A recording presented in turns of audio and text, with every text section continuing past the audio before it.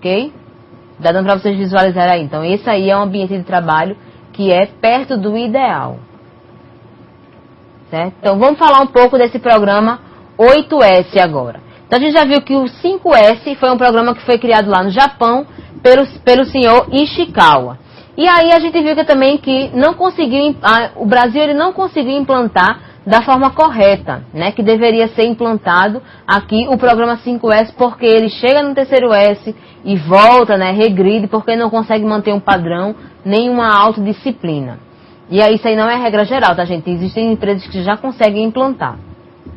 E aí o que foi que aconteceu? Aqui no Brasil, né, com o objetivo de complementar e adequar a filosofia do 5S aqui no Brasil, foi criado esse programa do 8S e foram definidos mais 3 S's, né, que a gente chama de, além dos 5 já existentes, mais 3 S's, para que conseguisse manter esse padrão, para que a gente conseguisse implantar da forma correta esse programa aqui no Brasil.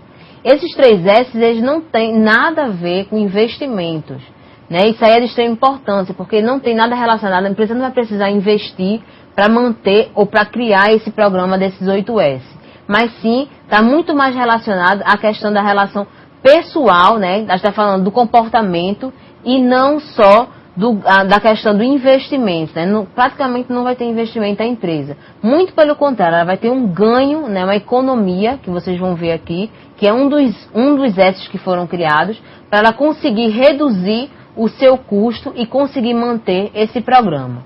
Então, quais foram os 3 novos censos que foram adotados, né? Que foram elaborados? O primeiro censo, bota aí por favor, Billy, é o Shikari Yaro, que significa determinação e união. Esse foi o primeiro S que foi definido. O segundo foi o Shido, treinamento. Então tá aí, Drami, treinamento, que foi definido também a importância e foi inserido nessa cultura do programa aqui no Brasil. E o Setsuyako, que é economia. Então foram esses 3 S's que foram definidos para que melhorasse, né, ou conseguisse implantar dentro da empresa esse programa. Ok? Então o que quer dizer o Shikari Yaro, né, que é determinação e união?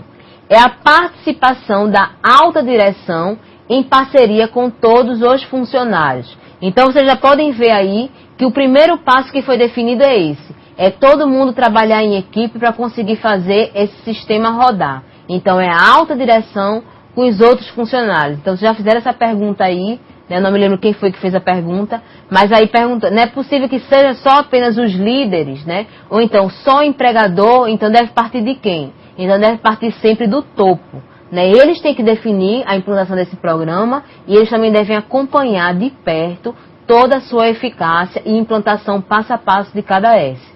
Por isso que foi criado, né, aqui para o programa no Brasil, esse primeiro S. Porque como a gente não tem essa filosofia, né, dentro da gente, né, não está no nosso sangue, na nossa veia mesmo, passando aí, circulando, essa filosofia de trabalho, então foi criado esse passo aí, antes daqueles 5 S de implantação, esse senso de determinação. Ok? E aí, quais são as ações que eu preciso fazer para implementar esse senso de determinação e união? A alta direção, ela deve comprometer-se para a união de todos os processos em busca da melhoria contínua. Então, vocês lembram do ciclo PDCA? A gente está falando aqui desse ciclo, tá? O ciclo PDCA, busca da melhoria contínua.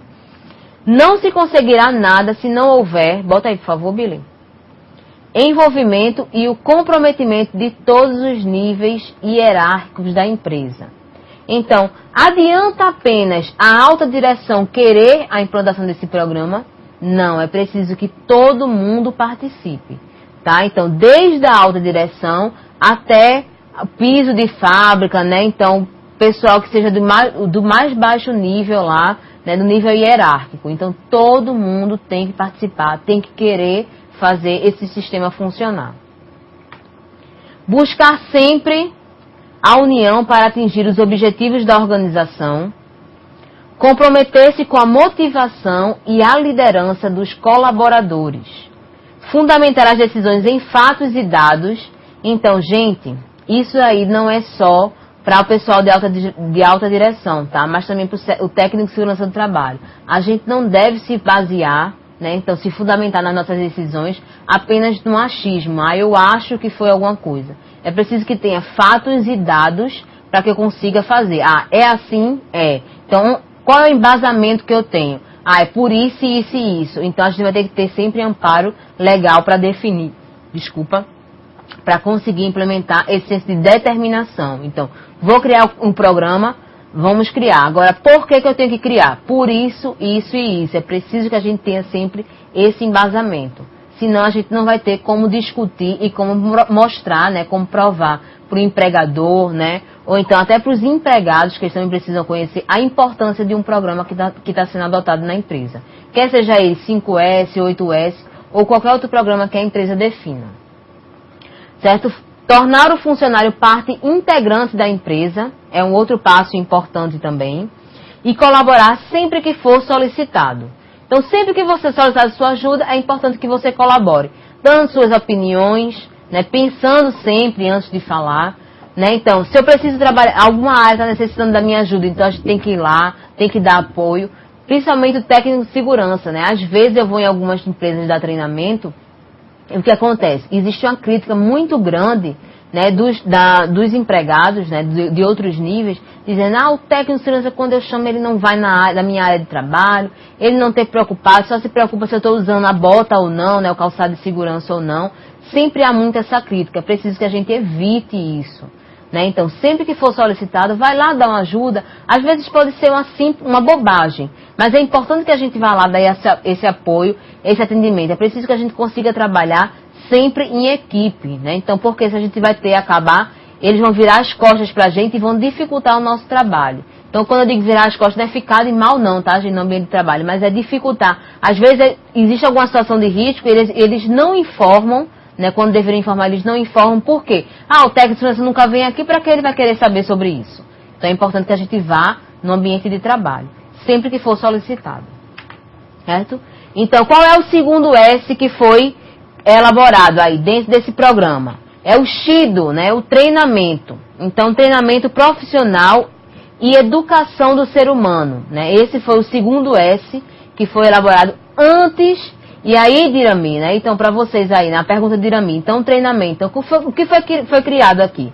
Antes, aquele senso de determinação e união, depois, o senso de treinamento, para que a gente pudesse iniciar aquela parte do primeiro S do 5S. Né? Então, do senso de utilização do que é útil, do que é inútil. Então, eu preciso treinar as pessoas para que eu consiga implantar.